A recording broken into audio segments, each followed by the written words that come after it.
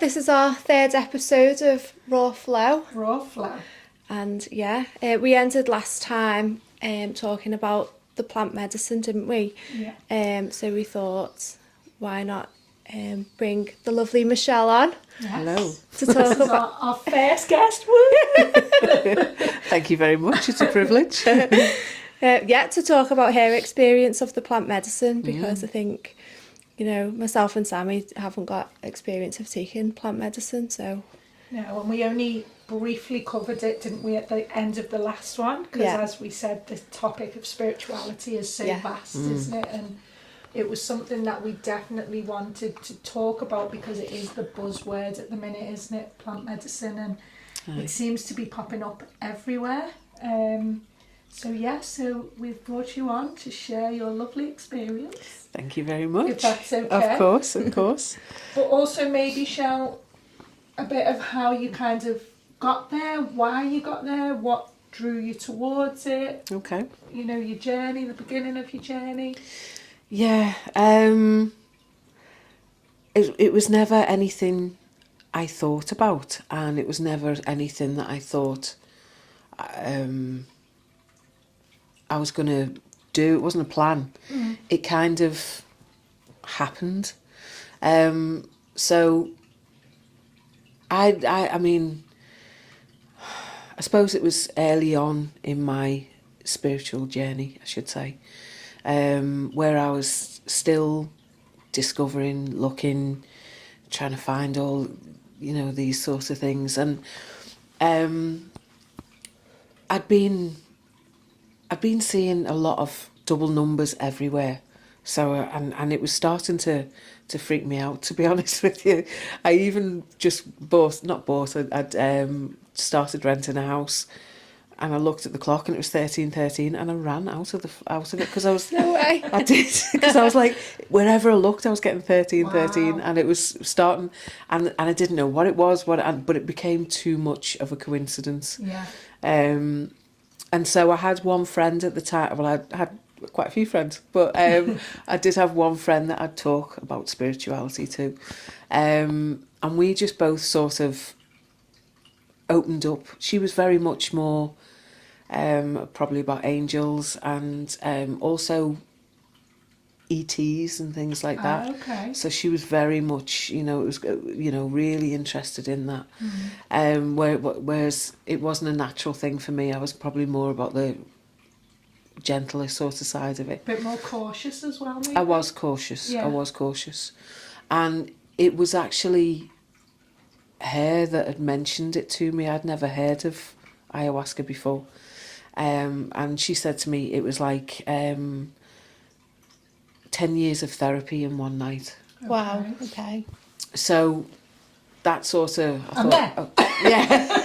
That was it. I was like, okay, she would sign me up. Yeah. And did you feel like you needed, did you feel lost at that point? Yes. And that's why you felt like you needed 10 years of therapy in one did. night?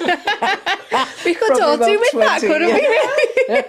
A Exactly. lot cheaper as well, eh? Yeah. I know. Yeah. A lot quicker, and I'm always looking for a quicker route. If there's a quicker I way think we to all find are though, something. aren't we? Yeah, We're always looking for, that's going to Shortcuts. fix me. Yeah. Exactly that. So we'd started going to like little groups that was looking at like, and we had little angelic meditations and things like that. And then I went to it was actually a yoga day, and there was this guy there who he put these earphones on you, and we saw it was like he did this sort of healing thing. Anyway, Was there music in the earphones? Yeah, Oh, right, there okay, was. so it wasn't to blank you out? type no, thing? it was Okay. it was like mute. And then so I went to see him. I'll retract. I went back. I missed out a bit there, but and I went to see him, and he was doing this a form of healing, like a Reiki sort of thing. Okay, in a group? No, in a group there, but then I went to see him on a one-on-one. Right, okay, yeah. And then we got chatting, and he said he'd done ayahuasca, and he'd done it so many times that this is where the healing had come from. Right. And I was like, oh wow, I said, I've funny enough, been speaking about it to my friend, and I'd really like to do it. And he said, well, there's no such thing as a coincidence. And the shaman was in the next room. He'd flown over from Peru, and he was there. And so he came and spoke to me, and he said, it's calling you. What about this weekend type of thing? And he was a shaman from Peru? Yes. Okay. What was he like? He was great, Okay. if I'm honest with you. He was very knowledgeable, he was very gentle, he was very... Because I've met a couple of shamans along the way. Mm-hmm. There was nothing like corporation about him or anything like that. He was very much about the plant medicine, and he could go in tune with the plants and stuff like that. So he was actually... He inspired me to do it, if anything, but I was terrified.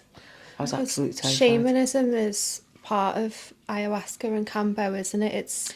Well, that's just what I was going to ask. So what exactly is a shaman?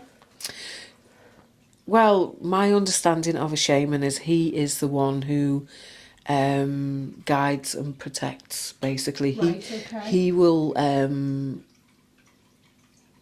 He will bless the room type of thing, put a protection around, Like so that... oversee as well. Yeah, and he oversees it all, and he calls in everything. He also... getting goosebumps actually. He also he mixes the medicine as well, because it doesn't come just as one. It has to be made. You know, it's a couple of different tree plants or bark, and it has to be actually made and blessed. And so he does what they call Icarus. I forget now. It's been a couple of years, and he does certain sounds and songs to bring in and everything. So, and then you'll go on your journey. But he also keeps the whole room safe. And is that all guides explained, Michelle, as well, by the shaman at the beginning? Is it like, does he go into all of kind of what's happening and the healing and the teachings, or...? Yes, he does. Okay. He does. And he'll also... he explains what's going to happen, and, you know, and also he plays sorts of music as well. Right. And does songs, which, again, I can never say it right, the Icaros, sorry. Maybe you're not meant to. Yeah, maybe I'm not meant to. So is 'Cause this it's all been a done is this all done in a group then? It is in a group. The experience. It is very much in a group. And how is the ayahuasca administered? Okay, so what will happen is that he sits in the middle kind of thing, or just on the edge, and everybody's got their own place all around, and you all wear white as well, and you have like a yoga mat blanket, a pillow. You also have a bucket next to you as well, and that's because you're going to purge, and he explains that. And you could be purging through vomiting, through crying, through screaming, through burping, through, you know, there's like a release. You're releasing all this energy that's stored in you, basically, somewhere or other. You know, it could be... I mean, I've witnessed so many different things. I mean, going back to what you asked before was why I went. Now, I'd been through a difficult time in life, so I'd had all going on at the same time. Was my family, like the loss of my family. So I lost my brother a couple of months later, my dad a couple of days later, my mum, and then my sister. So this In is the matter of days? with my mum and dad, yeah. Oh, wow. It was. Yeah. But at the same time, I was also going through narcissistic abuse Right. with an ex-partner as well. So it was a lot. I was taking on a lot. And after that, unfortunately, there was a lot going on with, you know, through the will and trying to... And again, I was facing more narcissists. It was just... Were you executor? No, I wasn't. Okay, I wasn't, I know actually. that people who often are executor, they can get a lot of backlash, can't they? Yeah. Family members and... things like that. But the executor was getting a lot of... It was being influenced. Right, okay. So And was the narcissistic abuse from a partner at the time? the first one, the beginning one was, Yeah. And it was very difficult. But like, and I was knowing all these things but couldn't prove a lot of these things, and he really got Mind into my games. mind. Yeah. Well, you were so vulnerable as well at that time, Well, yeah, Michelle, because weren't I was you? also trying, and I was away from my family. I was down Scythe. I didn't know I could speak like that.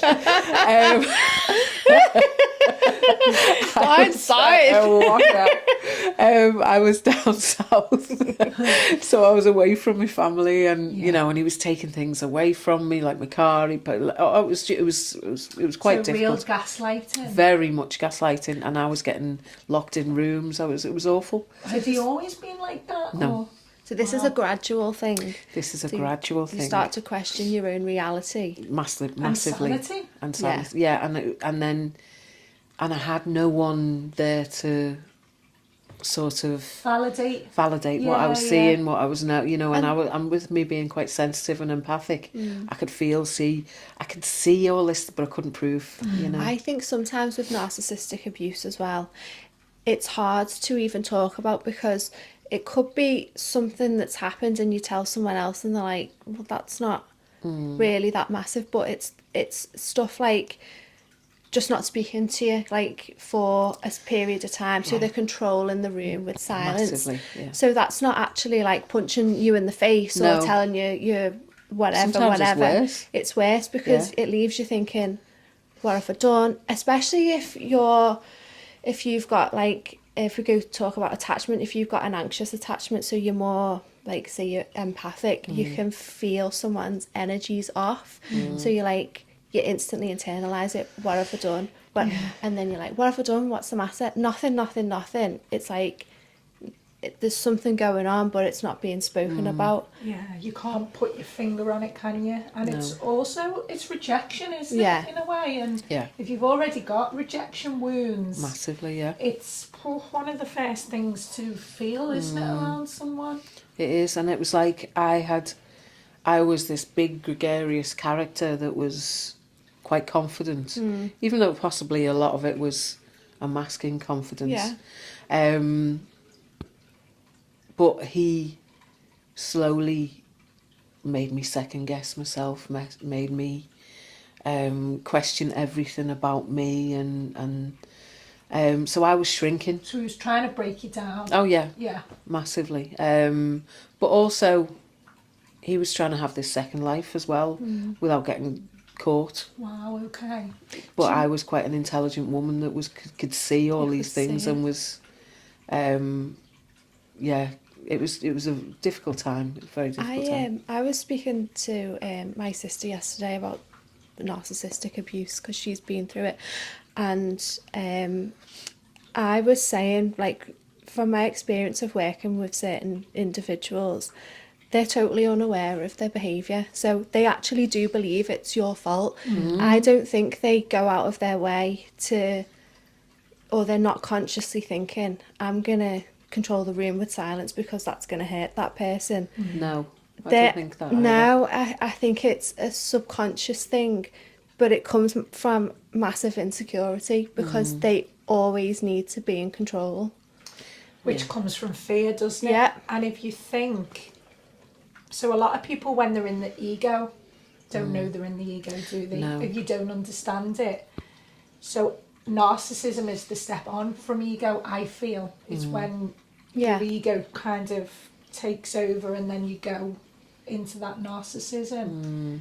So it is like that continuous pathway of fear and control, isn't it? And I think it's come from them being in a situation where maybe they weren't in control, or that it's learnt behaviour or whatever else. It's not come from a secure background. No. You know, it's... Well, yeah, usually... Well, no one's... Well, they say that. They say we're all born narcissistic in a little bit of a way, don't they? Because they say that children and toddlers, the world revolves around them, doesn't it? Well, yeah. So that's it's always in the human form slightly, but then it's yeah, it's whether we come into the heart or stay in the mind, isn't it, I guess? So there probably is a bit of narcissism in all of us, because narcissism is now a very much a buzzword, isn't it? It is. You hear people constantly saying, my ex-partner was a complete narcissist, and like everybody in the world isn't a narcissist, but we probably all have I narcissistic believe traits. that. I've noticed narcissistic traits in myself as well. Yeah. But then I look at it and I think, Maybe, maybe I'm not a narcissist because I've actually recognised yeah, it. exactly. But maybe know. it's like what Sammy said, it's part of the ego, because Yeah. part of narcissism, I think, is to protect that person. So say for example, if somebody was blamed for everything as a child, so if something happens, then they automatically think, oh, that's my fault. But then their ego comes in and starts blaming other people, so they never take accountability and they always deflect. Actually, I know that. I can recognise people when you say that. Yeah. Well, they also say, don't they, it takes an ego to recognise an ego. Yeah. So if you're Yeah. observing someone else's, it's actually your ego, because the heart and love is unconditional, isn't it? So you would, if you were in your heart, you would observe an ego, but that would be as far as it went. It would just be an observation because Right. you're in your heart. Whereas if your ego is like, state aversion, there ego, meh, meh, meh, meh, that is actually your ego, Because you're using it as judging- attack. Yeah, Yeah. you're judging it, Yeah. which then is not, you're not in your heart, are you? No, that's very true.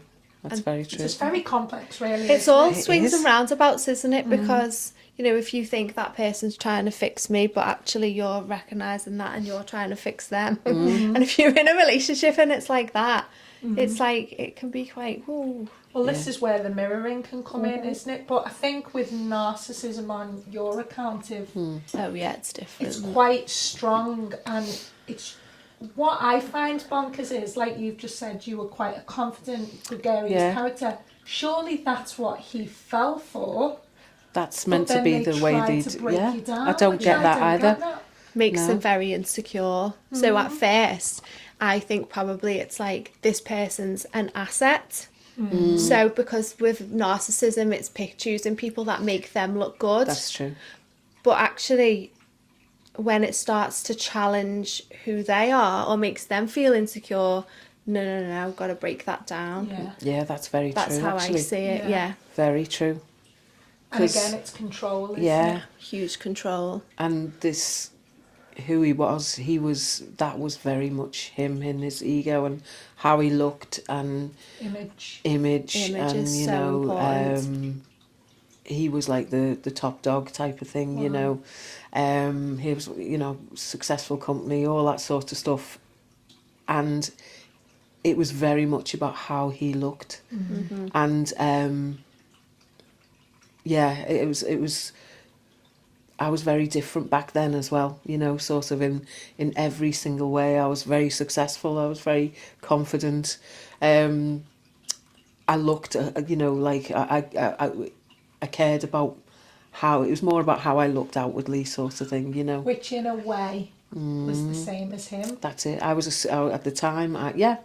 I was an air hostess, and he persuaded me to come off the airlines as well. Right. And again, now I see that as an insecurity because he was afraid of, Yeah. you know, and so and then to move down south, and that's when he started That's the withdrawing everything. isolation, Yeah, isn't Yeah. yeah. Yeah. When did you At first, start I was to... an asset. Sorry, Shell. Sorry. When did you start to recognise the change within yourself? Was it when he got you to himself? Yeah, it was when I moved down there because we had a long distance relationship for a year first. So, yeah. And he was so attentive. I was flattered. Love bombed. I was love bombed. Yes, there's another Wow. buzzword. But yes, I was flattered. No one had ever gone as far. I mean, he would come every single weekend from, like, and it was 5-hour travel. He would, anything I want, you know, he'd try and, at first, I think that was what made me more of a intriguing to him, as he'd try and buy me all these things. I was like, I don't want it. I don't want that. You don't have to know, you know, and blah, blah, blah. And I think he, you know, It's the game, isn't Yeah. You became a challenge, like, I did. We actually met abroad on holiday. right? Yeah. So, and I didn't like him at first, and I kept pushing him away, pushing him away, pushing him away. How interesting is that though? So at first you didn't like him. I wonder whether that's your true, authentic inner self, your inner spirit. Like, oh no, Yeah. your senses were like, don't like him. But then, He just Yeah. continued. He was very persuasive. yeah, And there was a time I got sick on holiday, and next thing he called in the doctor and did all this and did, So and it's it, almost like that taking Yeah. care of you as well, Yeah, isn't it? Sweeping yeah. you off your Sweeping you feet. off, yeah. yes, it was. It was very much that, and it gave me this false sense of security, which I think I was always looking for. And I also, my dad and my brother were real man's man, and he seemed to be this man's man, you know, and I probably, I don't know. But you know what, Shell? Probably the insecurities in you, you seen in him something he could take care of you, he could Yeah, look after yeah, yeah. you as well. So it's almost like a two-way street, isn't it? You're both Yeah. winning, but not on love, is it? It's from where you can gain type Yeah. thing, something. So it's I did I don't know if you've heard of Caroline Strawson. She is a practitioner, an online practitioner who does healing from narcissistic abuse, and it's an online program. And she says it's not about, you know, when you do the program, you learn a bit about narcissistic personality Yeah. disorder, but it's about working on yourself. And she says for you to have been attracted to a narcissist, you have to have been a codependent. Yes. So they're like magnets, a codependent and a narcissist. Yeah. So It I think makes that's sense, what you've doesn't it? I just agree. described. Yeah. Yeah. So had your brother and father passed by this stage? No, they hadn't. Not Okay. this. They were both fine. Yeah. So, in fact, if anything, they helped when I finally admitted what was going on. Right. Yeah. This is where I might get upset. Oh, and that's okay. It's okay. You know, but sorry. Don't need to apologise. But he, you know, I was going through all this and I didn't want to admit it to anyone. Yeah. One, because of shame. Yeah. You know, I was, as far as they knew, I was having this great life down there, and you know, and I was being successful in the career and everything else, and I didn't want to, you know, I'd moved away from everyone, and I didn't want them to know that I was struggling. And again, it's probably a pride thing, whatever else, but it wasn't only that. Is I knew my brother had started getting ill, and he'd never had a day sick in his life. He was a strong, amazing guy, and so all of a sudden he went a funny colour one day, and someone said, oh, you know, he hadn't been to the doctors for 20 years. Anyway, there was he wasn't a drinker or smoker or anything like that, and he turned out he had liver cancer anyway. So I didn't want them, because I knew that he'd try and protect me. Of course. You know, not in a, you know, sorts of way, but he'd try and, yeah. you know. Or rescue you Rescue. in a way as well. Well, yeah. he did eventually, still. Even though he was sick and more or less on his deathbed, he just went, come home, Michelle. Oh. Yeah. And when I finally admitted, I didn't tell anyone.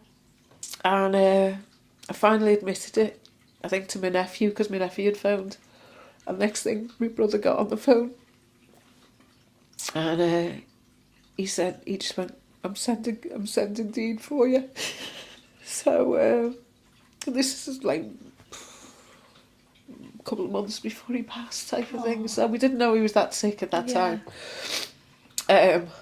But think of the shoe on the other foot. He's obviously wanting to make sure that you're okay as well Of course he did. before he's ready to go. Oh, he isn't was, yeah, that was him. So, he? And a tissue. yeah, please. I've got so much respect for him. He was a very Yeah. good man. How old was he, Michelle? He was 56 when he passed. Oh gosh.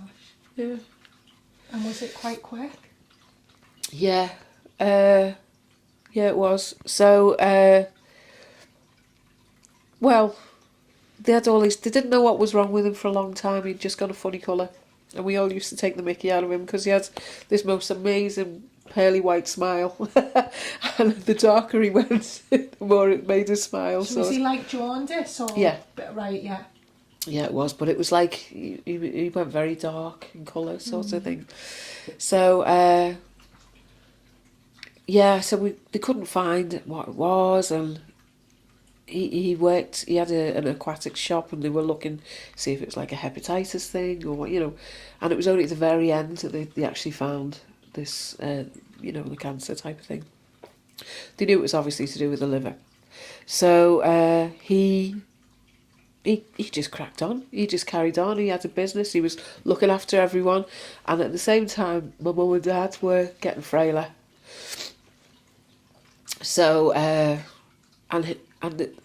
it turns out at the same time. So it was quite comical in some ways because there was always one of them at the hospital, sort of thing. So literally towards the end, my day was mum and dad in the day, and then I'd run along and see Colin at night, sort of thing. So, which then to go to nothing so quick is also quite a shock to the system, isn't it? When that's been a part of your life. Because I ended up with the carer breakdown. Yeah. So, whereas and this whole time I didn't really try and think about what had gone on with my ex. Well, you probably didn't process that, did you? 'Cause no, I couldn't. How did you leave Michelle? Did you just go, or did you tell him, or how did you break away? No, the police had to come. Wow, Right, really? okay. Yeah, so the police had come, and it wasn't even me that phoned the police, it was the neighbours. So they came a couple of times, and in the end in fact at that point, that was when I did admit it, because my dad got on the phone to him and said, you be a man and you leave to this, Yeah. sort Was of the thing. physical abuse by this point then? Yeah. Yeah. Well, it was more mental. It was just, Right. there was nothing too major, if I'm honest. It was just, well, not just at all. I shouldn't say that word just. But it was more the locking me in the room. And he was a big guy, and he'd come at me, and I'd be in a corner of a room So saying, it was please. always that intimidation. It was then. intimidation, and Yeah. I'd be like, leave me alone, back up, leave me Yeah. alone. And they could, obviously the neighbours could through the hear all that. walls. I mean, the worst thing he did physically was a slap, sort of thing. So,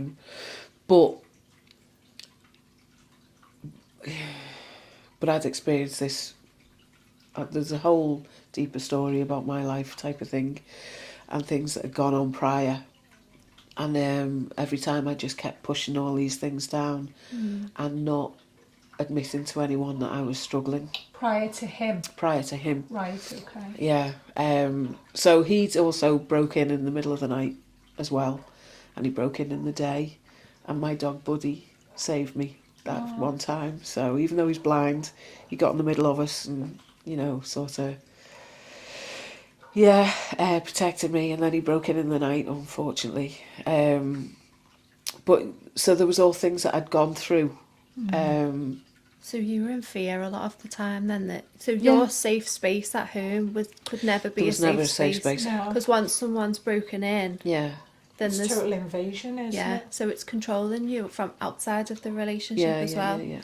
Which is what we often see with coercive control, narcissistic abuse. When someone breaks away, actually, the abuse can escalate through. Well, they're then in their mind, they're losing, aren't they? Yeah. So that strong will even more to get power of you. Yeah. And they must see something to be attracted in that way, I believe, whether it's emotionally or... I think there's an attachment, I reckon there's probably an attachment for narcissism. Okay. As in, do you mean like a soul contract prior, or I don't know what you mean by the...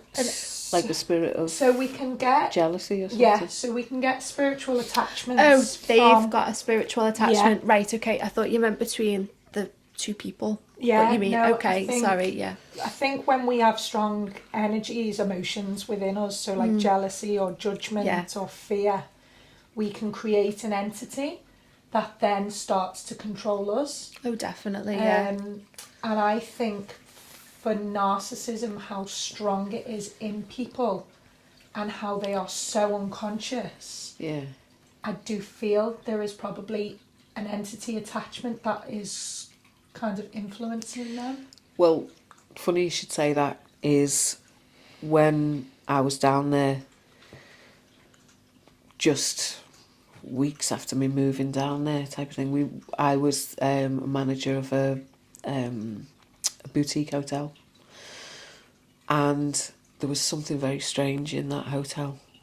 And then I remember one evening, we lived in the bottom, myself and my ex, and before that I hadn't seen this. I hadn't seen any. It was like he changed overnight. But I remember feeling something coming at me from, and I remember going, "Leave me alone, leave me," and I could feel like a presence coming at me. And then that night, or a couple of nights later, it was like he changed overnight. Wow. And then all these things started changing. Did his eyes ever go black when he got angry? No. See, that can be And I have seen a that. sign of narcissistic abuse. Ah, sorry, I didn't mean to point that No, out there, no, go you on. reminded me of something going back into the ayahuasca. Okay. I saw it in somebody after an ayahuasca after an ayahuasca ceremony. Yeah. Wow. I've heard, I can't remember where I heard this, but that the eyes going black can also, in people who have narcissistic personality disorder, can also be a sign of where they're from spiritually. So say, we talk about, David Icke talks about reptilians, for example. They are of reptilian descent. That's what I've heard. I wonder if it could also be, what do they call it when your spirit is taken as well and another spirit is... What's that walk-in. called? A walk-in. Yeah. Or it wasn't necessarily a walk-in, where you are possessed. Oh, okay. Oh, okay. Oh, like a form of possession. Yeah, like a dark spirit.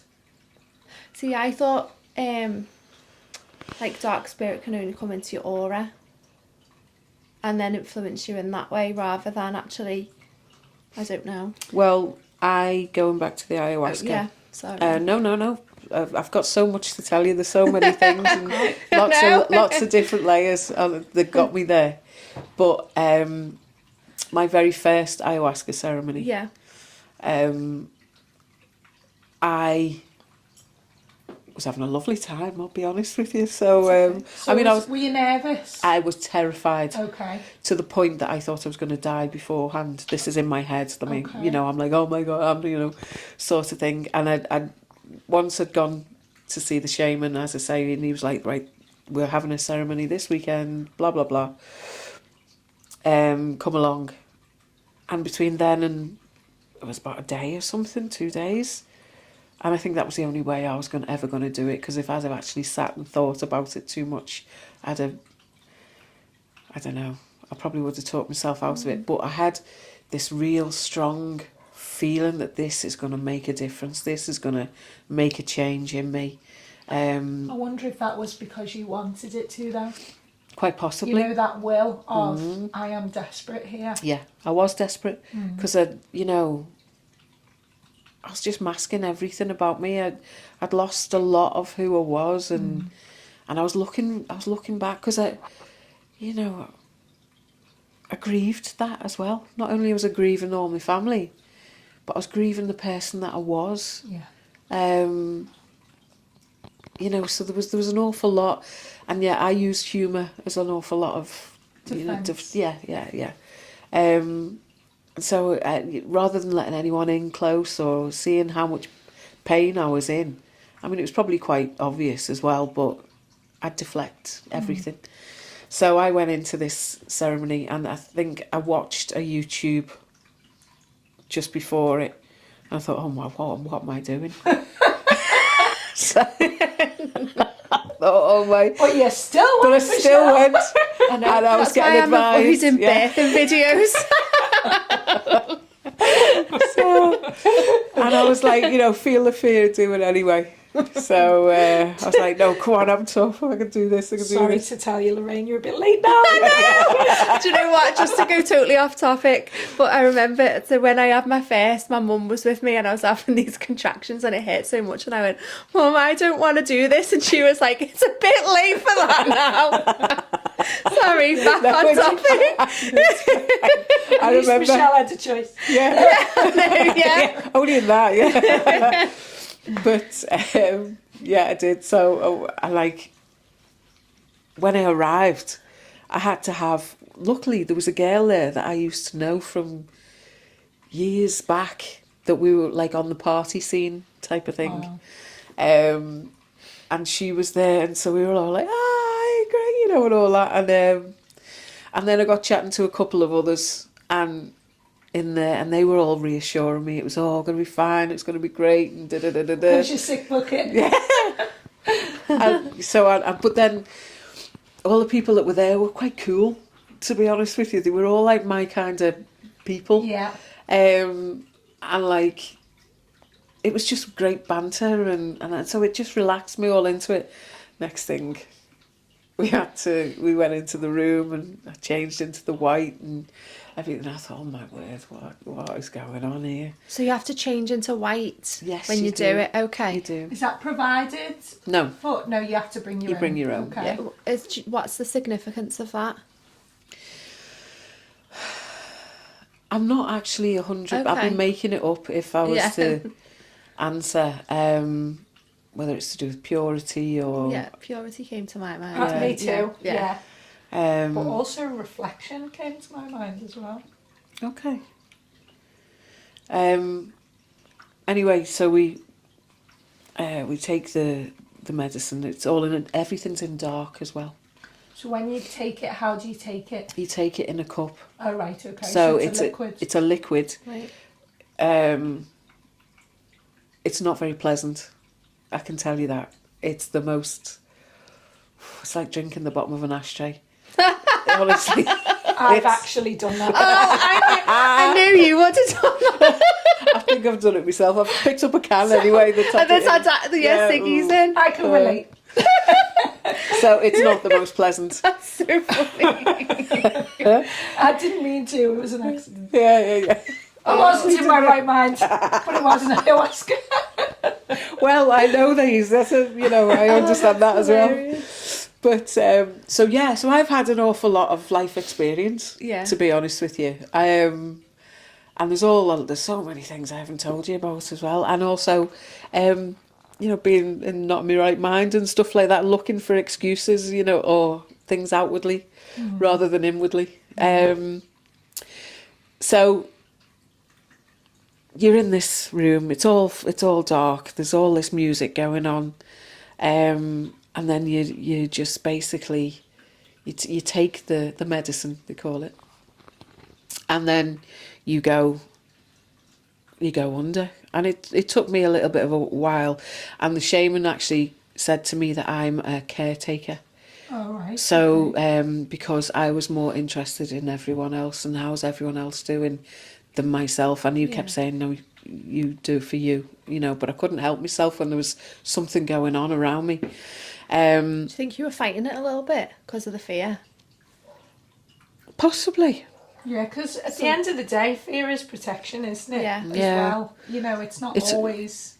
It's also, I've never allowed anything, well, I was going to say I've never allowed anything to control me, but things have always tried to control me, and I've always fought back. So it was difficult, but I did allow myself. So when you say you go under, do you just like fall asleep? Kind of. It's like going into a deep meditation. And I always used to say it was like going through the veil. So, because what I used to see was, it was like it's like, I don't know whether you're crossing into another world, or it was like this white veil thing. And I could recognise it, this thing, and I'd go woof, through, and then I was away. But for me, it was just like a very deep meditation. And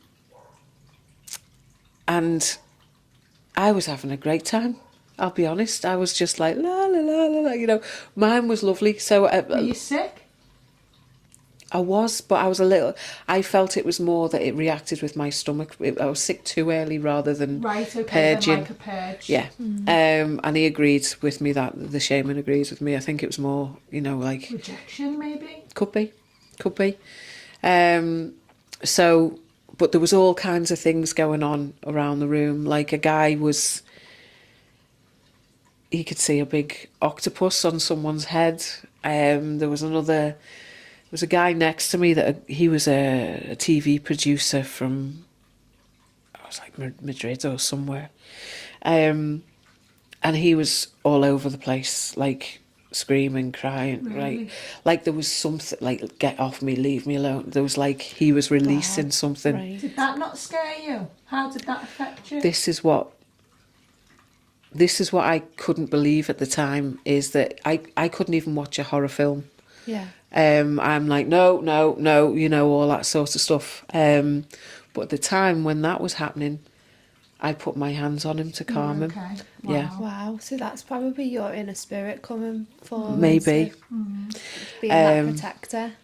Yeah, and I was just like calming him, and then, but then I allowed myself to go back under, and then I saw what was with him Wow. come off him, Okay. and then it was Which was what, Michelle?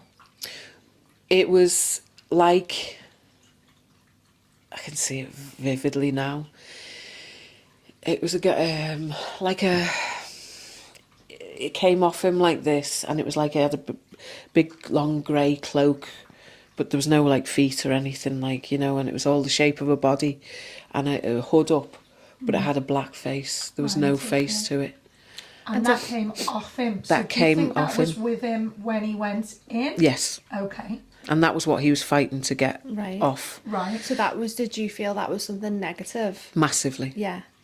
But then I watched it go like this, and then look around the room, and then it looked at me, Oh no. and then just went at me, like, and about 1,000 little... I'm just going to pop the mic down for a sec just to show you what happened. But 1,000 arms, like little ones, just went all around To protect you. me. Yeah. Wow. And So it was protected trying me. to find another Another person victim. to enter. Yeah. Which is what we did speak about, didn't we, on the end of the last one? So with regards to when you do Reiki and when you do healing, or, in a group, you are all vulnerable to each other's Totally. energies. Totally. One of the things he actually says, the shaman, is don't touch another. Right. And I broke that. And you touched him Yeah. because you were. Ah, Yeah, So so you've created that channel. possibly. Or I've since, because that was the beginning of my journey with ayahuasca, and then I did it quite a lot along the way. Was that because you enjoyed it? I think partly, if I'm honest, yeah. Had you become dependent on it? It'd given me a whole new life and a new circle of friends, Ah, right, okay, so It it's was- the whole package. It was the whole package, because this wasn't just what happened there. I must admit, the next morning I woke up and I felt like me again. Wow. And I walked down and I woke up like happy. And I come down and went, good morning, you beautiful people. I was back to this person, and I was like, wow, I felt like me again. But then you do it for another 2 nights. So I've actually told you this wrong. That entity came off on the second night. Right, okay. So the first night, I had this lovely experience. Nothing. It was like I saw these big cogs, these wheels. It was more of a psychedelic sort of thing for me. And it was fine. And then the next day, you go back into it that evening again. And that was when that happened. And then after that, it wasn't so great, sort of thing. Which is so interesting, isn't it? So the first time you did it, you had a nice experience, and then you felt like yourself the next morning. Yes. But then it's that thing then, isn't it, of you've then gone and done it again. So Yeah. it's like, again, you're chasing that Well, it was part of the... part that's of what the they thing, do, is yeah. because apparently you purge, and then I don't know whether the second time it sort of fixes you or something. So you've got to do it a couple That's of times. what, yeah, you do Right, it. okay. So then I kind of kept in with this group, as it were, and the shaman, and then this centre opened up. So where they were going to do ayahuasca, but it's quite an expensive thing. I was just thinking to ask you, how much did it That cost cost you? me £500. The couple of nights? Yeah, Was it but 2 that was- nights? It was 3 nights. Okay. Do you get fed as well? Yeah, or? yeah. So it's like a little retreat. It's like a little retreat. But I think, did we bring our own food? I think we might have brought our own food. Okay, so £500 Was- not cheap, like, is No, it? no, it's like a little weekend sort of thing. Yeah.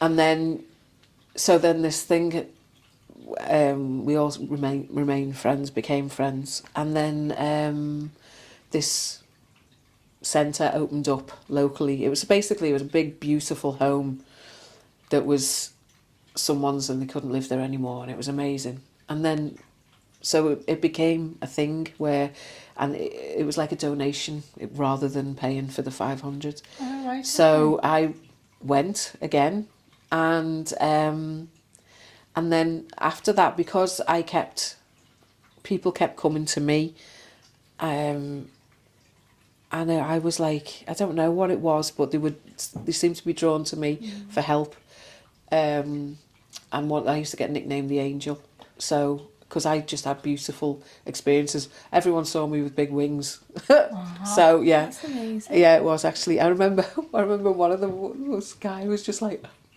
looking at me, and I was like, "Are you okay?" He was like in awe, and because he could see all this. Maybe Me as you were an the angel. light in the room. I then. agree with and that. also maybe the actual protector, because Of the ceremony. because maybe if you hadn't have been there on the second night, Yeah, then that entity might have gone into somebody else, but Yeah. you've had that protection around you because of what you're all about. quite possibly.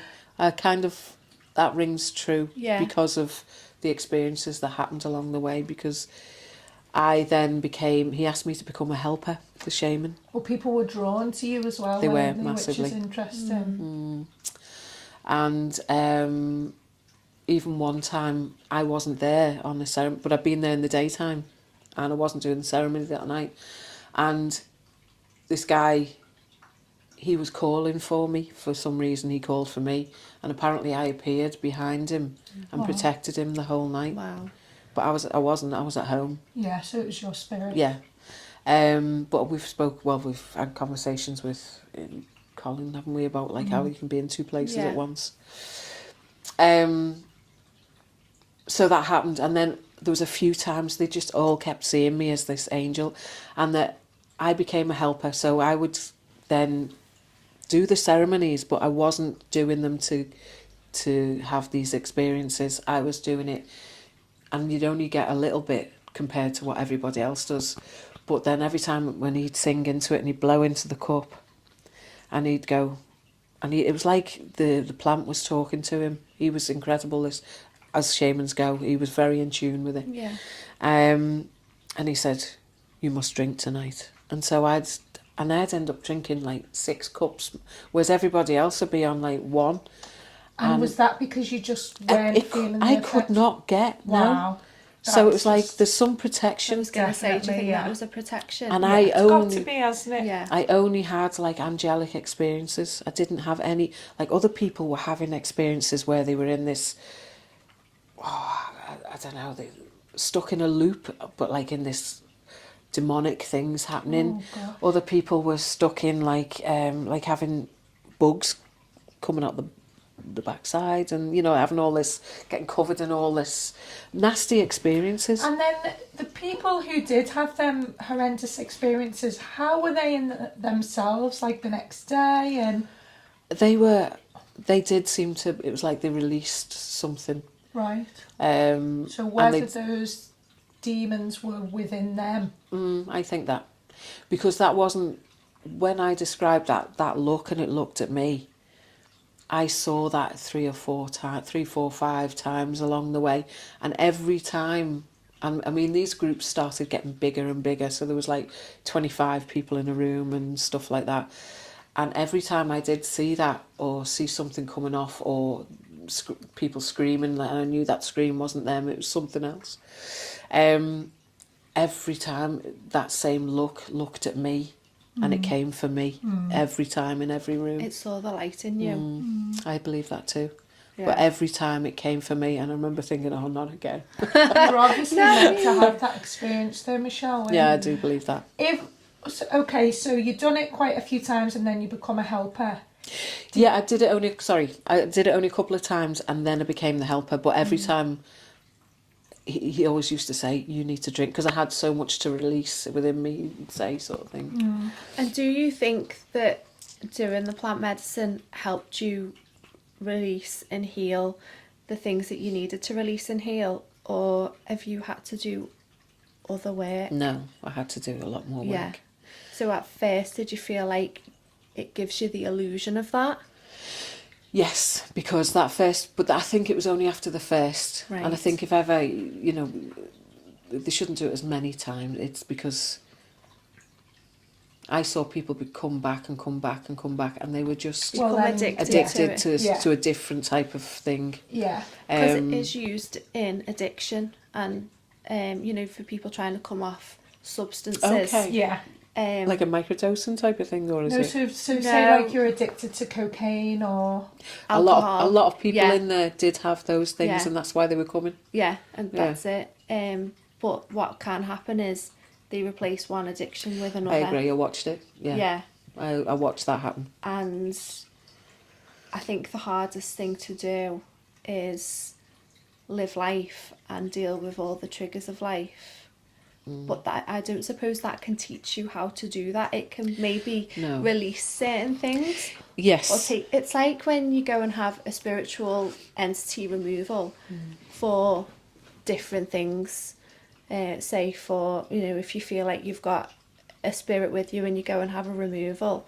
But if you've been doing something to let that spirit in, it's going to come back. Yeah. So the work's you're not breaking your habit, are you? No, the work's not being done, is it? Yeah.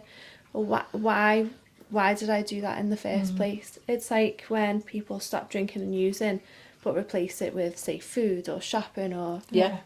So it's like, I've stopped doing that, but actually that wasn't the problem. No. It was what's happened before. Yeah. So like being in a narcissistic, abusive relationship, that's caused a lot of trauma, but that's not the problem. It's why you've entered into that in the first place. Why you were attracted to that. Everything's attraction, isn't it? It is. And like you just said, it wasn't just the ayahuasca. No. You got a whole new circle of friends, and it was also belonging. That is one of our most definitely. biggest I'd lost everyone. Absolutely, connection. I'd lost everyone. It was a new family, wasn't it? Yeah. I was looking for a new family. But also, and this is again so interesting, isn't it? Because of how the dark work on manipulation. You were also being flattered again, weren't you? You're an angel, you're a helper. So again, you're getting that. I was needed again. Yes. Whereas, I was needed to look after my family. Yeah. That feeling, needing to feel needed is massive. Especially in the feminine, because we are the nurturers, aren't we? Yeah. Naturally. And I think God, it's huge, because it leaves a big hole when you don't feel needed anymore. I know. Yeah. That's it. And it's like, who am I? What's my purpose? Well, I also went through, just prior to going to the ayahuasca, was what they call the dark night of the soul. Okay. Oh, right, what's that? So where you've gone through all this, who am I? What am I doing? Losing yourself, completely lost myself to the point where I was empty. I was just there. Crucified. Yeah, very much. I didn't know, I was empty. There's nothing else I can say. It was like everything I knew of who I was had left, had gone. Completely gone. Yeah. And I just didn't, and I was never going to do anything, but I was just like, I was ready to take my leave myself type of Well, thing. when you think as well about losing your family, so they're your main roles that you play as well, aren't they? From the minute you come here, you're a daughter, you're a sister. You know, those are massive things that you identify with as part of who you are. Yeah. And you lost like 3 of them within the space of a couple of months. So that And 4, role, my sister as well. 4 as well. Wow. And even my dog a month after my sister. That's massive. That's huge. It's huge. massive loss and grief. I know. But So, at the same time, going through what you went through and not being able to process that either. no. So it's complete disconnect. It was, isn't and it? it's also, I mean, I don't want to get in too deep, but it had brought up the experiences I was going through. I'd also gone through, do I talk about date rape and things like that? Right. So that also, for some reason, when all these other things had come up, everything was coming up, and the shame of that as well. And that I had hidden everything. I'd sort of, you know, and everything was, so again, there was so many things that it had all come at once, you know, sort of all these layers of everything that I'd experienced. You seen yourself, didn't you? Yeah. You seen your life and what, so much of what you'd been through, and it was all just too much. It was. And also the fact that I've been hiding all these things as well, you know, and masking and continuing to be this, looking on the outside like this, you know, sort of strength. Yeah, very much. And I had been the strong one I held all my family up going through all of that, you know, sort of thing. And I remember my nephew saying, you're the strongest person I've ever known. Wow. Yeah. But then you hold on to that, don't you? Yeah. Because I've also experienced that, being told I'm strong, and that is something else that it's like a label for yourself, isn't it? Yeah, it's like your responsibility then to be that strong one. Becomes part of your identity. And you don't want anyone to see that you're not. Yeah. So does being strong at that moment in time also mean to hide your feelings as well? I think so. Yeah. I think so, because you don't want anyone to, I mean, it's probably to do with the ego as well, isn't it? You don't want people to Protection, really. see Being that you're vulnerable. Yeah, vulnerable. I think it's how we're taught, isn't it? Yeah. You know, we're taught to put a brave face on and get on with it. Yeah. Especially women. Yeah. And we don't see vulnerability, crying, getting upset, showing our feelings. We're always, when we were younger, it was a come on. Well, it was. I was brought up in with very strong, like men and women in the family type of thing. So, yeah, it was always, you know, put a brave face on it type of thing. I also think sometimes if women show emotion through crying, you know, because of difficult experiences, then we can also be told that we're being victims. Like, oh, you're just trying to be a victim. It's like, why does our emotions scare other people so much? It makes other people uncomfortable, because I think it's that thing of they don't like it because they can't do it. Okay. So when people get upset and we all get uncomfortable, it's because we know that to be truth. Yeah. And truth hurts, doesn't it? Yeah.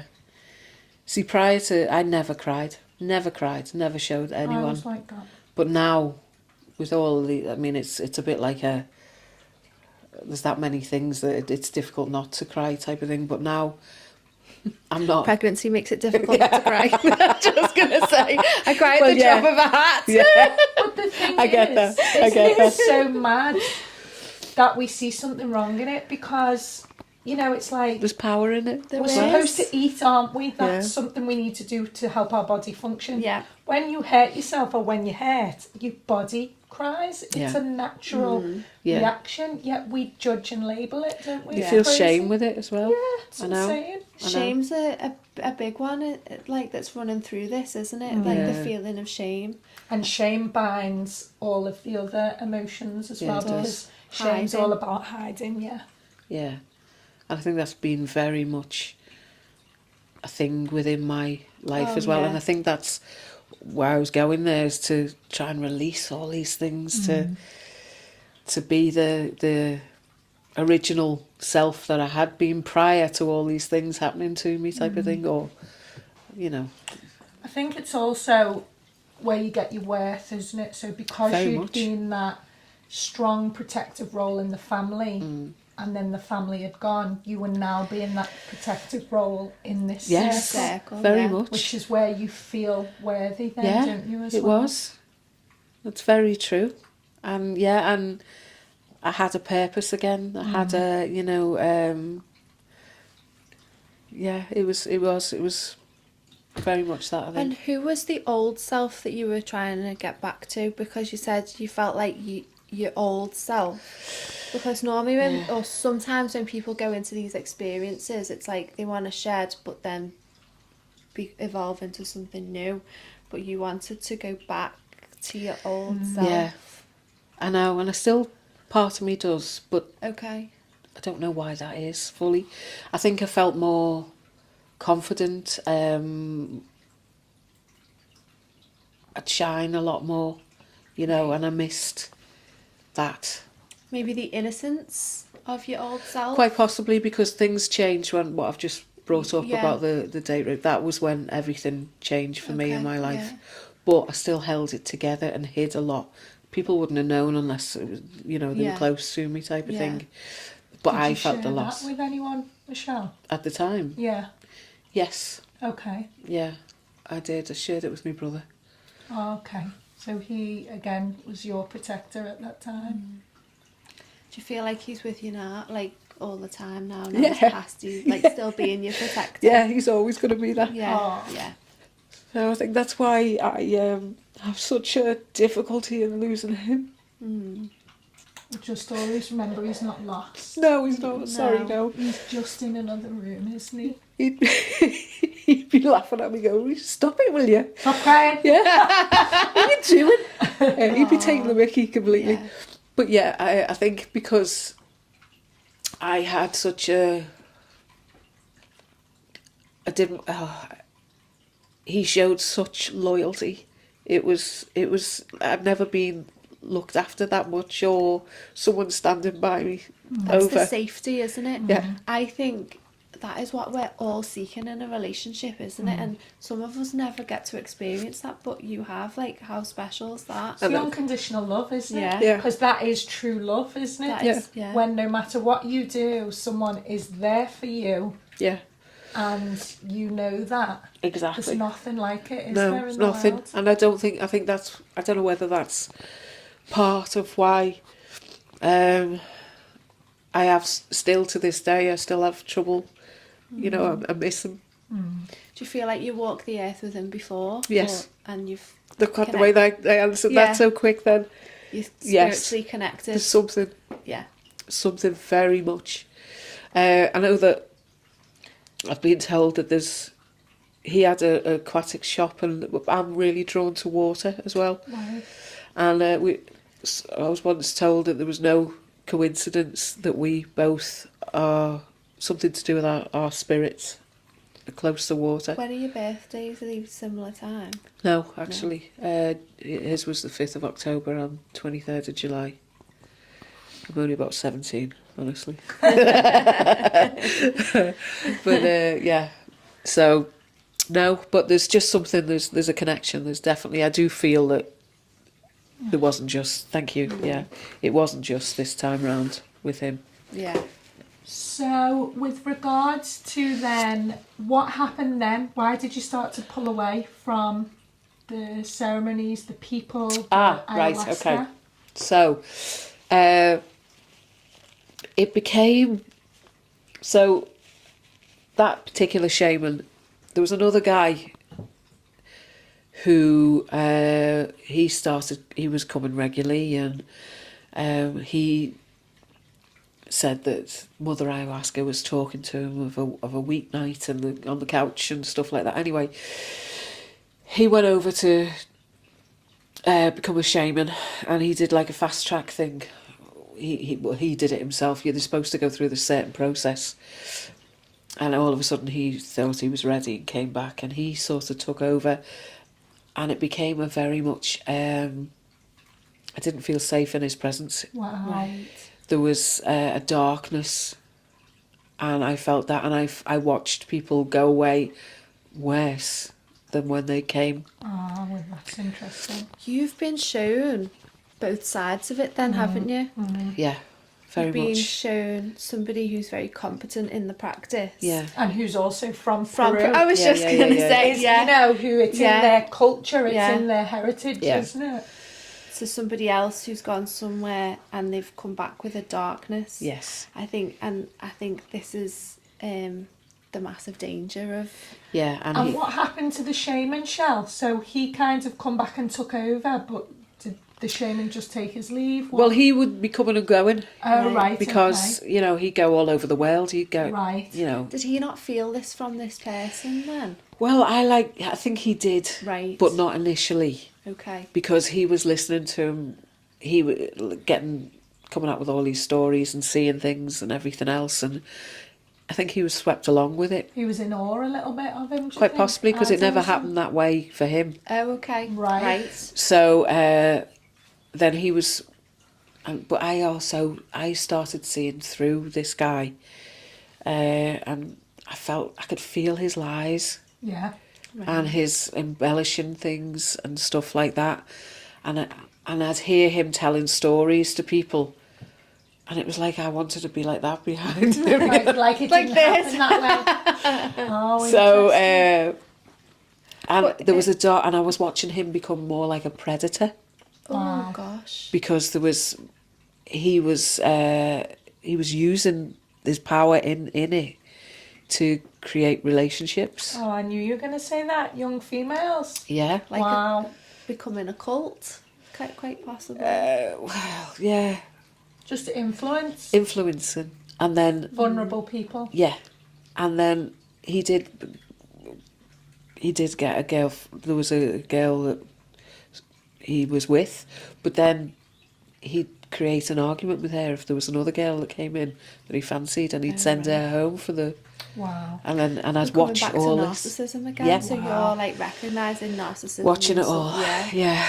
But there was a real darkness, and I felt like I was again the light in there, and I had to be there to balance it. And I don't mean that in an egoic type No, of like way. Take a it protect- like that, Well, yeah, no, no, because you've yeah. seen the truth, Yeah. haven't you? So yeah, I Yeah. would be And the same. then, so I didn't want to, I felt for these people, and I was like, again, being the caretaker. yeah, they're in a very vulnerable yeah. position, aren't they? And I was trying to watch out for people as well, especially the females. Then, That must have been quite exhausting for you then. yeah, If that, probably. yeah, if your purpose is then to try and sort of fix, It's responsibility, isn't it? I guess. Yeah, Pressure yeah, when you're. but I didn't see it that way. no, I don't No, think. because that's probably a part of your natural instinct I've always anyway. been the natural protector of everyone, no matter Yeah. what it was. But if you think you were going there yourself to help yourself heal, Yeah, but at this point I wasn't. okay. So it was only the first couple of times I went for myself to heal. After that, I'd been asked to become a helper. right, so it was. So I more- was still going through the ceremonies, but then the helper's only supposed to have a little bit so that they're on the level with the So people you going in. aware. Yeah.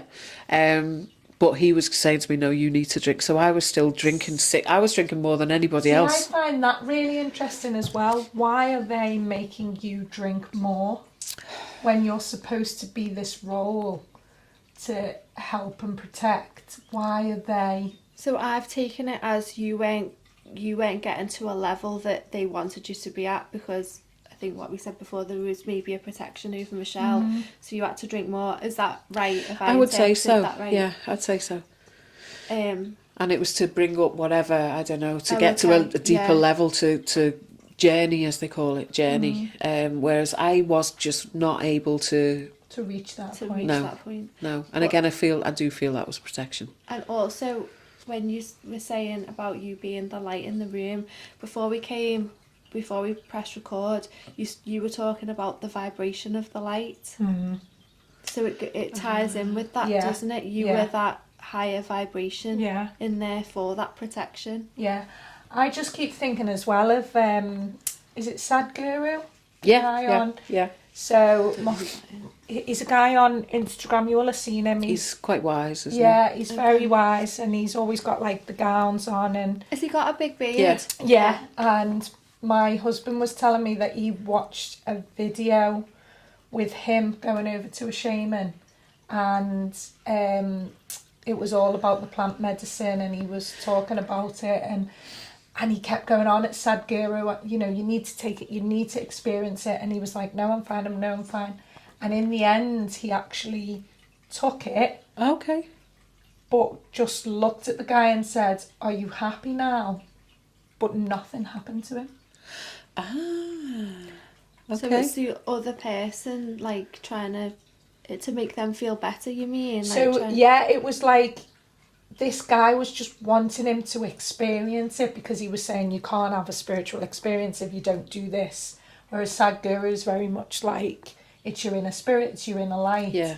And then he did take it, but nothing happened to him. And I wonder if that was his light and his vibration again. Yeah, It protection. yeah, it didn't yeah. touch him. Yeah. Quite possibly. Because I think initially when we wanted to talk about plant medicine, we'd seen somebody on Instagram saying you can't heal and have a full spiritual experience unless you're doing different plant medicine, so like ayahuasca, kambo, I think cannabis in its purest form, not as we the mushrooms, that's some kind of, because you need to go deeper and you need to do X, Y and Z. Mm-hmm. Yeah, it was very putting people, it wasn't putting people down, but it was basically saying you haven't got a clue about anything spiritual unless you do this. Okay. Which we just totally disagreed with, didn't we? I disagree with, and I've tried most of those. I just think being on earth and going through the situations, the scenarios, the pain, experiences, the whole experience of what it is part of reaching spirituality. Now, 100%. you recommended a great book to me, Living from a Place of Surrender, by, I can think of his last name, something Singer. Michael Singer. Michael Singer. I was thinking David, and I knew it wasn't right. Michael. And it's about, like, what he says, part of what he says is everyone's trying to seek out the good and avoid the bad. So we're trying to control all experiences, but if we live from a place of surrender, we're allowing all of that experience, because when we're experiencing possibly the uncomfortable, that's where we grow. Well, yeah. Well, I wouldn't have come to this realisation or this way of life prior to the experiences I've had. And everything I've had has led me to here. And it's led me to, and I believe I've been, if anything, I don't see them, all right, I've had things that you wouldn't perhaps wish upon yourself, but I see all of these as a gift in some sort of way, that I can maybe help others in along the way at some point, because I'll have had an experience and come out hopefully the other side. All right, I still cry a little bit, but yeah. But Well, that's they good. say, don't Crying's they, good. Yeah. if you see something as a blessing and a gift, then it is that experience that you need to go through to evolve. So it is, in a way, as painful as what it is. I mean, I know we all love White Eagle as the teacher, because without the pain, we don't elevate. No, exactly. You know? And exactly. it's the pain that teaches us to be resilient, and it teaches us to be vulnerable and to connect. Like, my biggest love is being with each other. Yeah, and, I agree. You know, Me when too. you share your problems, like, that is true connection, isn't it? It is. You know, but shame, that negativity is what keeps us hidden away, isn't it? It is.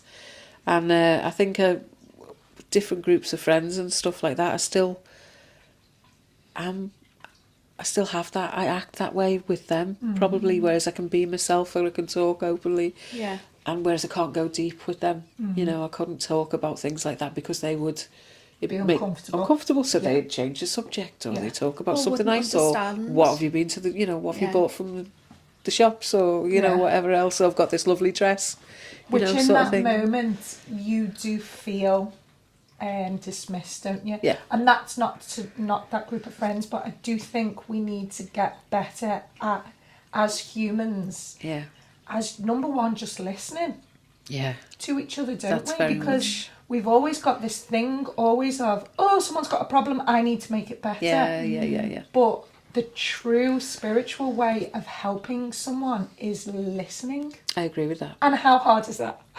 Very hard. It It's is like when hard. someone gets upset, you want to hug them, but Yeah. if you hug them, you stop them. You take You away. take away. Yeah. They'll stop crying. They'll stop whatever else. Yeah. So it's very It's hard so to just hard. listen and not sort of try Want to and fix help. and come up with a solution. Yeah. And that's why I think men and women sometimes become disconnected, because men are fixers, aren't they? Yeah. So with their partners, when the women like to rant and talk about things, Yeah. often without somebody jumping in and saying, well, have you tried this, have you tried that? And you think, you're not listening to me. Yeah. Yeah. Because it is, in a way, just his, put a band-aid on it and Yeah. stop talking Yeah, about it, yeah. isn't And it? that makes you feel dismissed. Yeah. But I also think that I was a bit more in my masculine and fixing as well, Yeah. rather than allowing it all to come out. But sort of thing. again, you've learnt that, haven't you? Yeah, I have. Yeah. You know, and I think, again, we talked, didn't we, last time about ancestral trauma and Yeah. learnt behaviour. And when we think of our mums and our mums' mums, Yeah. they were all in their masculine, weren't they? Because they had to be. They had to be strong Trojan women, because Yeah. they weren't respected. They were treated like the less, weren't they? Yeah, that's true. Which I do think is the pain, again, that's been passed down, that's made us probably the more resilient gender. Yeah. Because that was something I was actually trying to explain to me son, who's only 7, yesterday. He was saying, in my class, the girls always say they're stronger than the boys. Oh. And we were talking about it's a different strength. Men are more physically strong, whereas girls do tend to be more resilient. Yeah, Spiritually yeah. stronger. But is that because we are more comfortable with being vulnerable? And vulnerability is the real strength, isn't it? Possibly, and maybe that's why women have been suppressed for so long, because we do have that I inner agree strength. with that. I agree with that. Yeah. There's something that tells me that that's what's happened. Is it was like they had to oppress us to stop us being the And stronger. guide the men Yeah. into their vulnerability. Maybe Yeah. that's what it was, and it's like, and I think, our vulnerability and also strength also make men uncomfortable the way they are in today's society, because they don't know It they emasculates them, or is that Yeah. the word? Yeah. yeah, because they can't deal with their own feelings, so how are they supposed to deal with ours? And ours are very up and down all the time, aren't they? Very much so. Yeah. Which again is how we're meant to be, isn't it? But I think that is because we are the feelers and the intuitive ones. Yeah. So we are up and down for that reason, aren't we? But we feel everything around us, don't we? So Massively. with everything that's going on in the world, even though I don't tune into it, I know it's there. Yes, I have those knowings about so many things, and I Yeah. think going back to that relationship I was talking about, that was the confusing thing, is I was knowing all these things, but I was getting led to believe all the other so it was very... I was just gonna say that Was as it? well. Yeah, I was like, so going back to your Yeah. relationship, Yeah. that's if you've got that intuition and the knowing, but then someone's telling you something different, you're being gaslit, aren't you? Yeah, oh, totally. Who's also, like you say, it's not just someone, it's this big, strong, masculine man who, in your eyes, is very successful, Yeah. very, you've been attracted to him, Yes. haven't you? Yes, I have. So His it's- confidence I was attracted to. Yeah, so you then have put him above your intuition, Yeah, haven't you, in a quite way? possibly. Oh God, yeah. Yeah. Because of that idealism. I can resonate with that. Yeah. which is why we then second guess ourselves. And do you know what's really interesting? I think if you ask most women, have you experienced a narcissistic relationship? I would say most of us have. Yeah. I keep attracting it, whether it be in a work environment, whether it be in a social environment or whatever. But I see the red flags now, and I don't know whether that's... Maybe a test. Yeah, but there's something that I keep still attracting it. And I might, as much as I love your dad did have... There was that between my mum and dad as well, you know, sort of thing. So I think it's all But if coming you back. think that, because we believe in lessons, don't we? Yeah. So if you think that there is something in this that keeps representing, so there's something that you need to learn. I agree with that. There's something I need to... And if we believe in love and forgiveness and the Christ, Yes. I would ask the question, if it was me, I would be asking myself, what would the Christ do with a narcissist? How would the That's Christ interesting. handle a narcissist?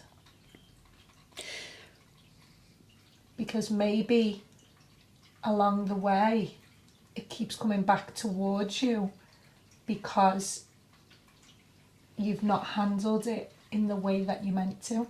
I agree. I'm wondering whether it's If because I you're- fight them, and whereas I should just... resist. Yeah, whereas I should just observe them. I Are don't Or know. you, love Yeah.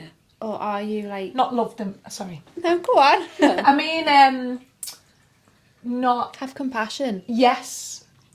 Yeah, so you're still coming from a place of love. It doesn't mean you've got to enter into Yeah, a relationship. But it's Yeah. that... So that was what I was going to say. So are you entering into, whether it's man, woman, someone at work, or are you entering into relationships with these people, or are you recognising the red flags and walking away? Running. So you... Yeah, I am. And I've not let anybody else in ever since. So it's fear then, That's isn't it? protection. So Yeah. maybe... And that's where I've put on all the weight. I've made myself unattractive because there's a fear. So it's about There's a loving, fear going of- back to loving yourself. Yeah. And it's also, I think I associate love with pain. Okay. So I think that's where... What has to be worked Yeah. on. And maybe this is representing itself as well, because maybe in the future you will be helping people who have been through narcissistic abusive relationships. Possibly. Because I do feel like sometimes we go on that path, there's still some things we haven't quite learned. Yeah. But you're recognising things. I do, I reckon that. But then what it's made me is hypervigilant. Right. So whereas is it that I've Which gone too is far? fight, flight, isn't it? Yeah. So it is that fear, Michelle, Yeah. then, isn't it? So if you recognise a narcissist, like Lorraine said, you're straight away, those shields are coming Yeah. up. Whereas if you believed in the light of who you were, that narcissist's not going to touch you. Yeah. And I also like that. the nervous system regulation, so what you touched on That's not about regulated, fight, yeah. flight and fear. Fight, Freeze. freeze, sorry. From Uh, fear, though, isn't from it? It's fear. very difficult to say. I know. 3 F's. The nervous system regulation, which is often abandoned. But do you remember when you said something a minute ago, and you said it when we went for a meal a few weeks ago, about protecting yourself. So, but you also talked Yeah. about your metabolism, and I said, and I spoke before about Caroline Strawson. I remembered after you'd said it, yeah. Yeah, so she went through a narcissistic abusive relationship, and she had to regulate her nervous system, but she also then recognised that she had metabolic dysfunction. So no matter how much she tried to lose weight and go on diets, and even when she restricted, there was nothing that she could do. So she had to completely reset her metabolism. Wow. And you'd have to go on her page, or maybe even message her and speak to her and see how she did it. But there is a way of doing it, and she's lost weight. But like you said, it's like a protection. I feel it's a protection. It's called massively. metabolic disorder, Okay. and it comes from dysregulation of the nervous system. Yeah. And what keeps coming up for me as well when working with people in addiction recovery is we concentrate on the mind and behaviours a lot, but no one's really regulating the nervous system, and it's massive. Yeah, the nervous system's everything, Yeah, isn't I it? agree with I that. always thought, like, it's always been about the mind for me, but now the more I'm getting on, the nervous system is the source, isn't it? And if you think of where it is and where all our chakras are and how the energy is supposed to flush through and up and out, it is the nervous system, isn't it? And this is why resting is so important, because if we can't slow down and rest, we cannot heal. See, that's another thing, is I struggle resting. I mean, I can physically rest, but my mind is constant all the time. Which is a even when I don't, distraction, isn't it? even when I don't, like, have a night through, my mind wakes me up. Sort of, it's going. So again, Which, it's not in your control then, is it? no, it's not. Which then, when you've said like a metabolic disorder, I would say that, you know, that could link in with, because it's something outside of your power, isn't it? Yeah, I mean, it's no hidden secret that I've been diagnosed with ADHD, but I think that it could be to do with unresolved trauma, that why it, you know, and that link with it, rather than, all right, it probably is something genetic as well, but I think it's all, you know, it's things that have, where you've been shut down type of thing. I believe that's a lot to do with it as well. So I think trauma and ADHD symptoms mirror each other. Massively. And autism, I'd say. Yeah. Because it's part of the brain that shuts off. Yeah. So if you're constantly in a state of fight, flight, freeze, so your body's constantly producing cortisol, Massively. fire into And the brain, with the prefrontal cortex, which is responsible for emotional regulation, for decision making. All of that. That's all impaired. Yeah, and they're all things that I struggle with. This is all to do with your nervous system as well, isn't it? Yeah, and I did turn to cannabis as well. I became, I'd say, addicted. I know you can't mentally be addicted. Physically, but you can mentally. Sorry, yeah, the other way around. Well, yeah, because you're doing it to quieten the It mind, was to slow everything down. It was a crutch. Self-medicine. It was to just, how I describe it is just go, you know, That sort relief. of, yeah, just calm. Do you know something that's really helped a friend of mine, and my goodness me, as he tried everything with regards to a busy mind. I think he was even on lithium at one point, which he said was unbelievable because it literally shut everything off. Oh, But then he said it completely freaked him out because he was like living with your mind for so long, and then it just goes quiet. Oh, He said it was very, very scary, and it actually made him feel like he was going insane even more. I don't know if I fancy that there. So what's really helped him, and again, you're just like, it's so simple, walking in nature. Okay. So he literally goes off for a whole day Yeah. and does like treks in the mountains and treks in nature and by water, and he's got this app, and he goes up all over the country, and he's like, the peace that I have found from being in nature and breathing clean air. That's quite incredible, actually. I follow a Shaolin monk as well. I'm going to try and remember his name. I don't know. But anyway, he speaks about, we're so in our minds now because we're not in our bodies, because we're not doing the physical actions that we did however many sort of centuries, decades ago type of thing. So complicated. Yeah. So that Greg Braden video I sent you yesterday, there was two women and one man that he was talking about, because it was all about anti-aging, and the two women lived till 100 to 150, and the man actually lived to 200, they think. And Wow. they all lived very simple lives in the mountains, clean air. All they did was get their water from the stream, eat herbs. That's all they ate was herbs. Well, I think the food that we're eating is overstimulating our mind. Massively. So I think I spoke before about folic acid. Now when you see our food, when you see our food is fortified with folic acid, it's even in our bread now, that can overstimulate the mind, especially if people have got a gene mutation. Now, I think the gene mutation is called MTHFR, but I might have got that wrong, but I think that's what it is. And that means that you can't metabolize folic acid. And what that does, it is, amongst other things, overstimulates the mind and, again, causes symptoms of ADHD. So if you've got that gene mutation, you can't metabolize folic acid and it can't turn it into folate. So you have a whole host of different problems. It's the same if you've got that gene mutation as well. You also can't detox a hormone, estrogen hormone.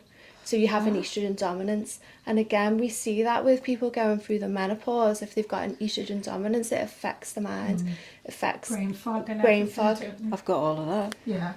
Yeah. So you might have that gene mutation. One of my close friends has it as well, and it affects bones and. Well, this is why they say, don't they, that My we should bones are all sore.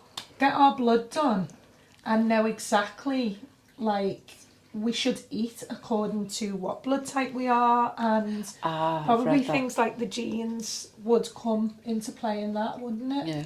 So yeah, if you're eating bread, just check the back that it's not got fortified folic acid, Yeah. or like cereals are all fortified now. Yeah.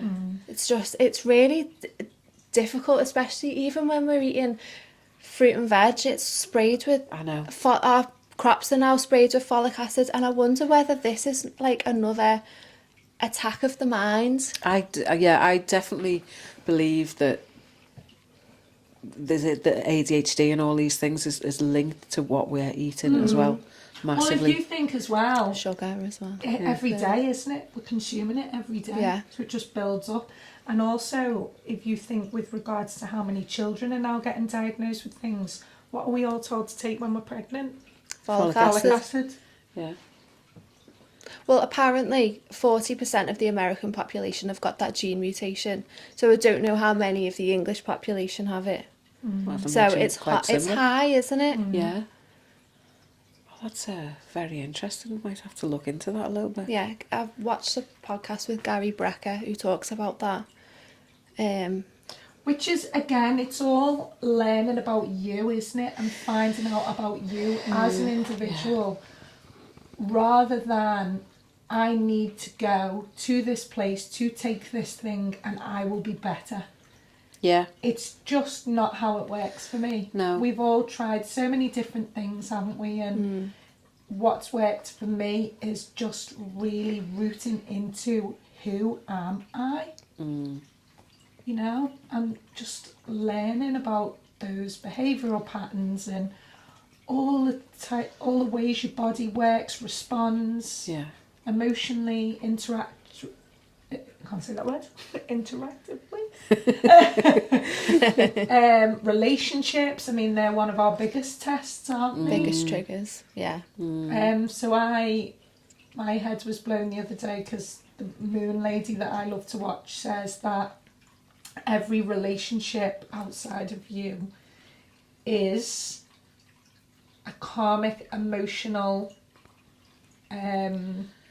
something you haven't processed or learned from emotionally, and that's why that person's around you.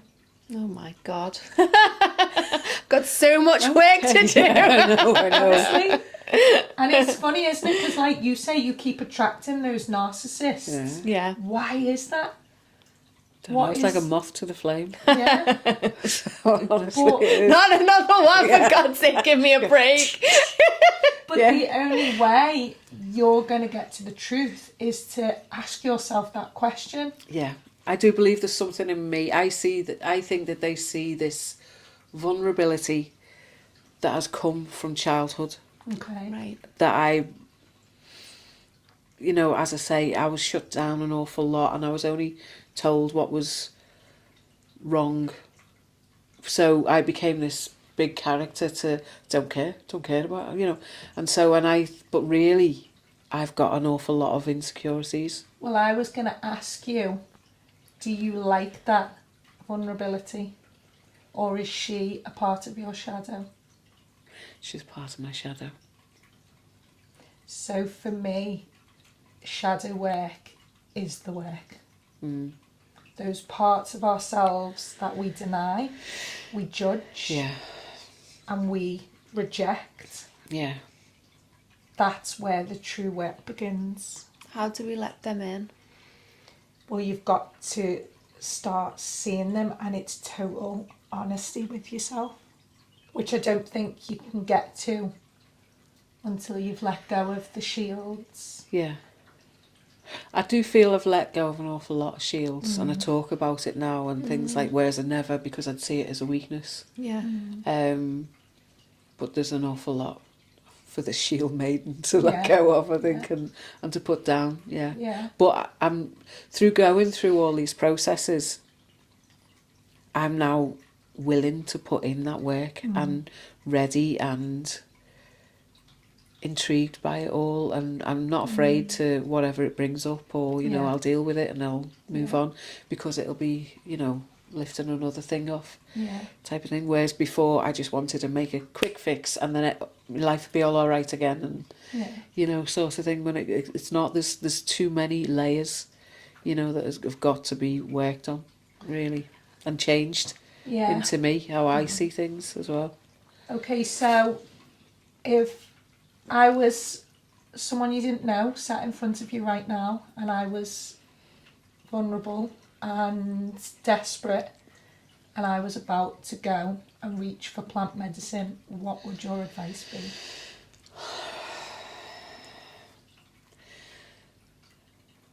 If it's something that you feel that's all you want to do, and I wouldn't say don't do it, but I would say only ever do it once. Okay, Right. brilliant. It will show you things. Look, I do think there is something in it. There's things that I did see, witness in others, also in myself. I mean, it's not like you're making it up. It's not like it's just going and having a psychedelic experience. Yeah. There is learning in it. There is something in it, I do believe, but only ever do it the once, because otherwise it is just replacing like an addiction. It's and you'll go to, and I think that's when it can start letting in the dark. And also, I suppose you are then getting swept away as well, aren't you, by the whole idealism thing, isn't it? Because we're not supposed to give our power away to anything, are we? Anything, anyone. No. And yeah, it's worship. Yeah, in a way, it is. isn't It is. I mean, I'd obviously try and suggest other ways, and to, you know, look, as we're doing, you know, talking about other ways of looking inwards at yourself and blah blah blah.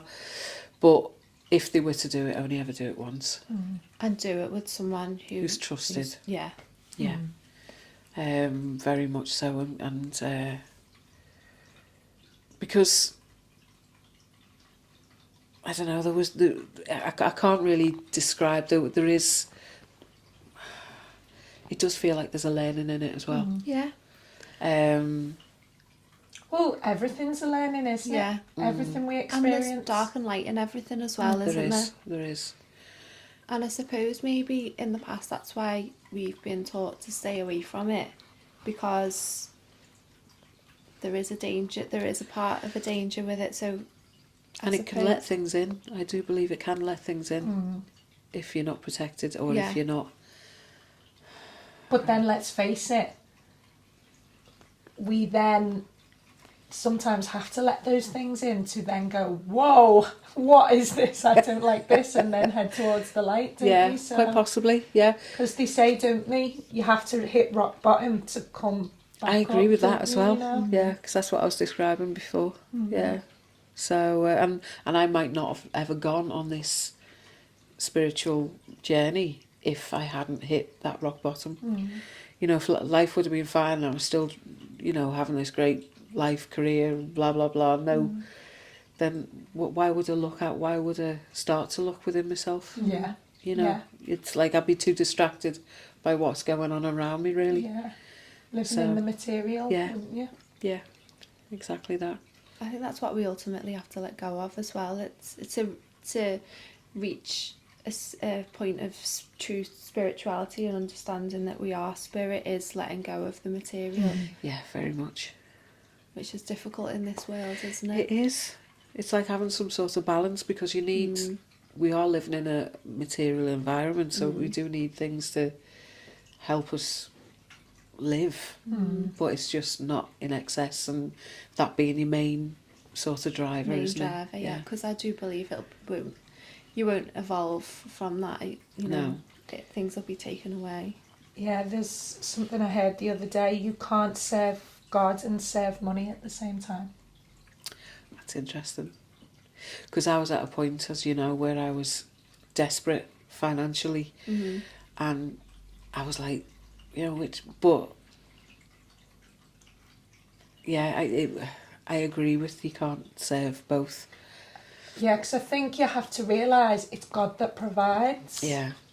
Whereas if you're constantly chasing money, you're chasing money, aren't you? Yeah. So whereas when you know that you're abundant in health, in spirit, in everything else, and God will provide, then you've just got to trust that money flows. And things have changed since, but then I've been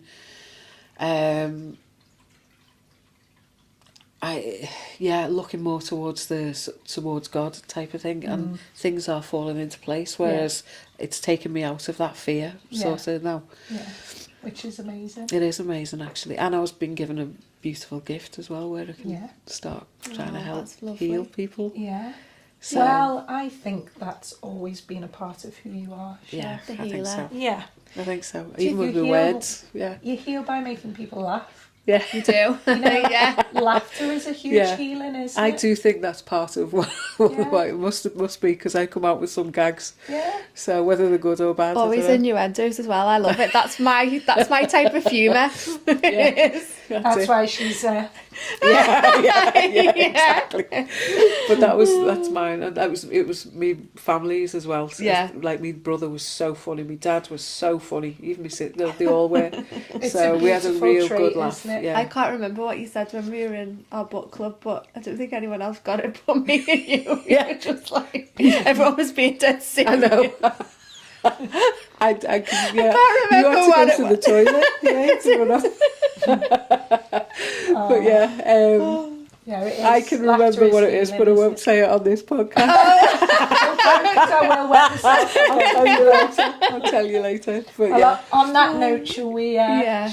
close down? Yes. Yeah. Goodbye. Okay. Oh, that was fabulous. Michelle, thank you for thank you sharing. so Yeah. much. My pleasure. Thank you for being vulnerable. Yes, thank you for your authenticity and, of course, all of your experience. It's been enlightening, Yeah. Thank Oh, you good, for bringing I'm glad. your light with you Oh, today. thank yeah. you. Thank you so much. And it's been a pleasure, and thank you for asking me. It's a privilege. Oh, you're No. so welcome. Thank you so much.